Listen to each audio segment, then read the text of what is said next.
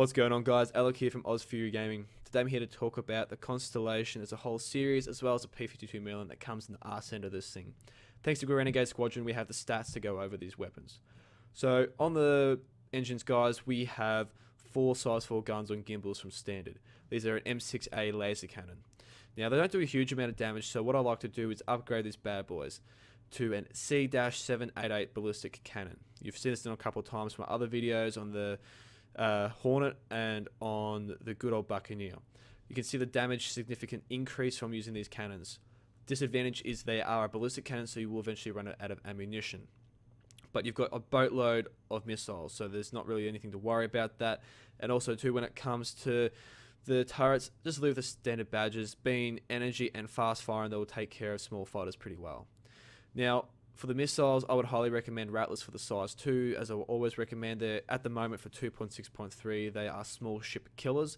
And then you got size 1s, well, whatever you want to run. Stock missiles work just as good as any, but electromagnetic missiles if you have them available. So guys, we can't take the Constellation into Pirate Swarm to show off the guns, but we can take it into the PU. So we have this Gladius spawn from about 7,400 meters out, and as he gets to about the 5,200 meter mark, the guns can open up on him. So we let off the 2 salvos, and I'm fairly certain it's the second salvo that hits, because it completely obliterates him. So even though it's a ballistic gun, it does high damage. But we'll come up against these 2 Auroras here, and we'll see that even though it does high damage and is fairly accurate, it still has trouble. And watch this. I'm unloading on the guy, I'm trying to lead a little bit, trying to allow for the guns for the ship's movement, and nothing.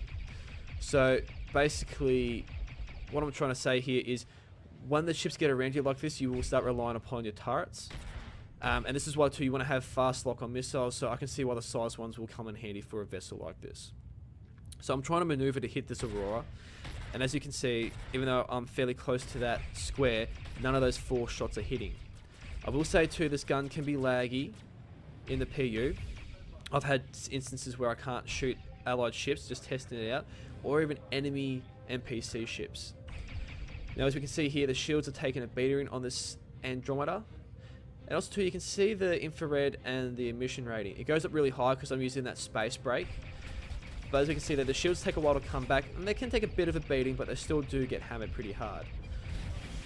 So there goes off that little size 1 missile. And as you can see, there, he's gone. So bit of Badger damage, and the missiles can really help this vessel out. I'd not take this vessel too far away from security though. By itself, 2 or 3 Hornets, or even Buccaneers especially, would just shred this guy apart within seconds. Especially if the Buck or the Hornet's carrying a big gun on top, even just a Revenant Gatling cannon or anything like that will just completely shred them. Now, I'm not sure how much damage the turret's actually doing, because the 2.6.3 turrets are sort of broken. And here I'm going again, trying for another salvo, and I'm fairly certain I get 1 to connect as it throws him off his trajectory, but we finish him off with a missile. So, onto the P-52 Merlin. We've seen what the Constellation can do, so let's talk about this Merlin in regards to guns. So you can either put the distortion cannon on, which has that high DPS but doesn't do any damage to the hull, or you can run the Bulldog repeater. I will show here the damage difference. Now, I feel like the Sucker Punch only really works if you have another escort, so like a Buccaneer or a Hornet or a Sabre, where the P-52 can navigate itself around really quickly and take down the shields of targets, and you use the Hornet or any other vessel as you got as escort to clean up the ship. I don't really think that the turrets on the Andromeda or the movement of the Andromeda will allow for a great amount of damage to be done to that ship. And as we'll see here, multiple times, I'll be unloading with the minigun, but just about every single time, the kill actually goes to the NPC escorts here with me, which are Hornet trackers. So the Warlord cleaned up the other Aurora, as we can see this is wave 1, and I'm still getting some hits, but yeah, Vixen cleans up the target. So as I fly around here, I'm going to speed it up by 3 times, because it's just going to be a lot of bullshit of me flying around with the distortion cannon trying to hit with this size 2 minigun.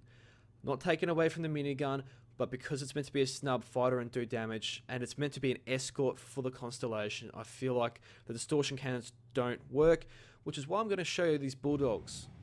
In my opinion, the Bulldogs absolutely shred, right? They're the highest damage per second gun on the size 1 guns. That's not the distortion cannon. in regards to actual physical damage dealt. Now, I want to take this opportunity to talk about too that just because a ship has better stats or a gun has better stats, it doesn't always add up. As we can see here, we actually get the kill on this Aurora by ourselves. So I'm going to speed this video up by 3 times as well for the last section, just to leave you guys with an idea of that the Merlin will work better with Bulldogs in my opinion. Now, I'm going to go into guns and other stuff more and more as 3.0 goes across the line and from then onwards, and as we get more guns and better balancing too. So don't be worried about that, guys. I'll be keeping us up to date with that. Which brings me to the end of this video, or the conclusion. Basically, I just want to thank everyone who's been watching the videos and keeping up and liking and putting in input.